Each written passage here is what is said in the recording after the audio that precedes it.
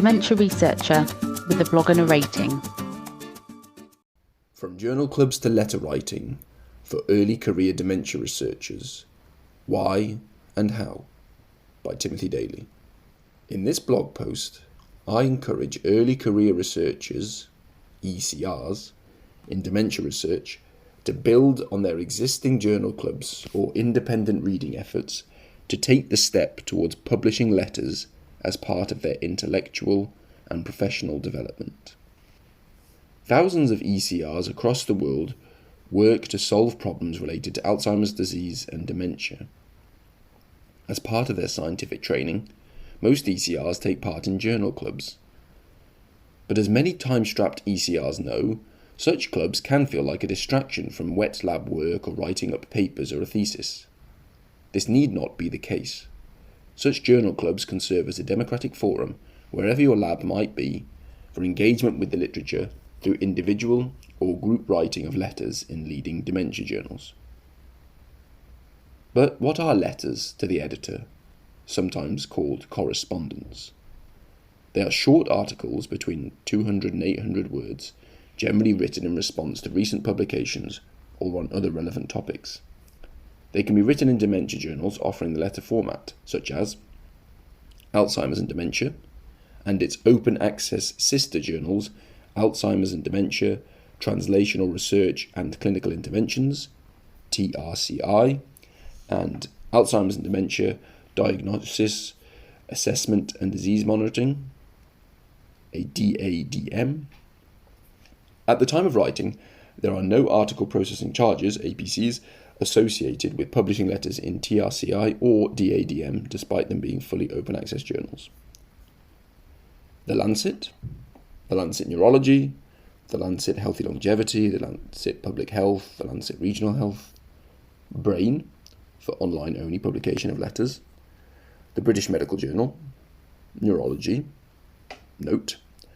For Neurology and the BMJ, the online response format is used.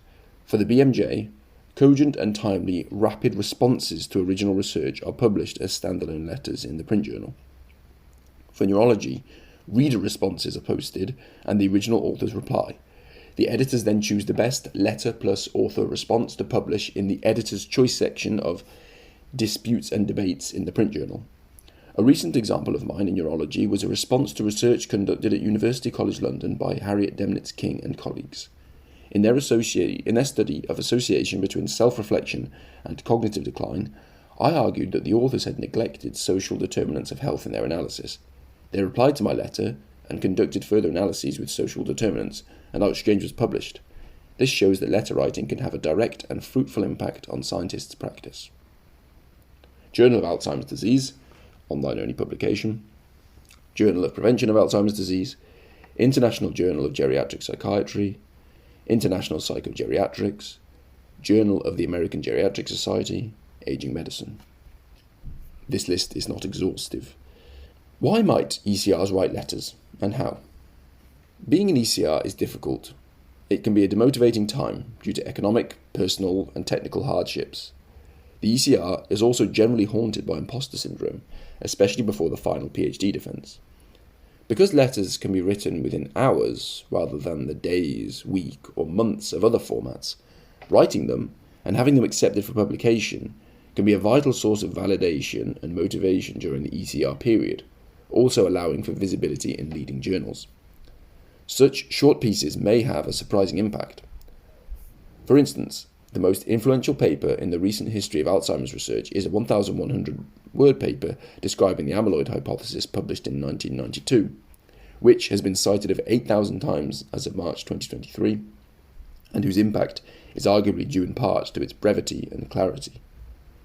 Writing letters teaches the value of concision, active reading, and can also serve to highlight one's own lab's research output.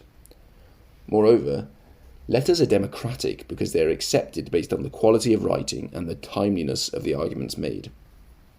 Finally, as alluded to above, letters generally do not incur article processing charges, APCs, even in fully open access journals, but do check this before submitting because it is not a universal rule. But what makes a good letter? I've argued elsewhere that a three-part structure is the clearest. First, adequately describe the original research and be as generous as possible, knowing how hard it can be to carry a study to publication. Then, suggest the need to go further, or take an overtly critical turn, as per a journal club. Finally, suggest concrete solutions. The goal should be dialogue that raises a point without falling into extremes of flattery or condemnation. It is worth knowing that in many journals, the original authors will publish a reply to your letter. There are plenty of examples for inspiration in contemporary Alzheimer's research, which has a long history of letter writing by eminent researchers on a variety of topics. Nevertheless, it is vital that ECRs do not overburden themselves with letter writing, which should not be seen as a replacement activity for empirical work or writing up longer format papers or a thesis. From an ECR perspective, it is vital that the letter remains a tool that helps the writer in their development. It should not become a hindrance. To finish, when I encouraged one ECR to write a letter, they replied that they couldn't possibly be critical of other researchers as they were only a PhD student. I concluded my own personal example to dissuade other researchers from adopting this attitude. Once I had sent the manuscript of my doctoral thesis on Alzheimer's research off for external review, I was overwhelmed with imposter syndrome, as I had few publications to my name and no postdoctoral research lined up. During one evening of fretting, I stumbled on a recent article written by key opinion leaders in Alzheimer's research which I found problematic, and decided to write a letter in response to it. When it was accepted, I started to believe that I hadn't actually spent the last 4 years in utter vain. I then wrote more letters, and had a total of 3 accepted before my successful PhD viva, on December 6, 2021. I went on to have over 20 letters published or accepted in 2022, 3 in the BMJ, 3 in neurology, and 3 in Alzheimer's and dementia. Publication of these letters led to an increase in my confidence and visibility, leading to invitations to collaborate on longer articles, and ultimately helped me strengthen my CV and secure university funding for further research. Most importantly, though, I stand behind the content of these letters and am proud of these contributions to the literature on Alzheimer's. I encourage other ECRs in dementia research to build on their existing journal clubs or independent reading efforts to take the step towards letter writing as part of their intellectual and professional development. Thank you for listening. Join the Dementia Research bloggers and share your own views.